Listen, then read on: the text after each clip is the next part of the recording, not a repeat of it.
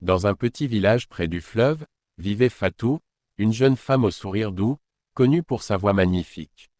Chaque matin, elle chantait pendant qu'elle pilait le mil, et même les oiseaux semblaient s'arrêter pour l'écouter. À ses côtés, il y avait Abdou, l'homme qu'elle aimait. Pas riche, pas célèbre, mais un homme au cœur pur, incapable de mentir ou de faire du mal. Ils s'étaient jurés, sous le grand baobab du village, de rester ensemble, peu importe la vie. Mais la vie n'écoute pas toujours les promesses. Un jour, Fatou tomba gravement malade. Une maladie étrange, lente, silencieuse, qui lui prenait d'abord la force, puis le souffle, puis la voix.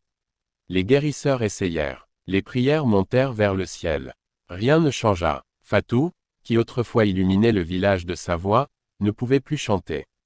Elle parlait à peine. Abdou ne la quitta jamais. Il restait près d'elle le jour. Il veillait près d'elle la nuit. Il lui racontait des blagues pour la faire sourire, même quand ses yeux pleuraient en secret. Un soir, alors que le soleil disparaissait derrière le fleuve, Fatou lui demanda doucement. « Si je pars, est-ce que tu me chanteras encore ?» Abdou prit sa main tremblante. Sa voix se brisa, mais il répondit, « Même si le monde devient silencieux, mon cœur chantera pour toi. » Cette nuit-là, Fatou ferma les yeux. Sans douleur, sans bruit, comme une chanson qui s'arrête doucement, mais qu'on continue d'entendre dans le cœur. Le lendemain, tout le village se réunit.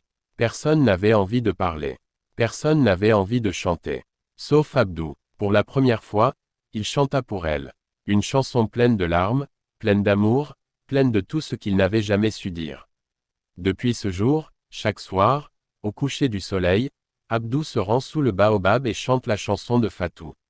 Et on dit que lorsque le vent passe entre les branches, on entend une autre voix chanter doucement avec lui. Parce que certains amours ne meurent jamais.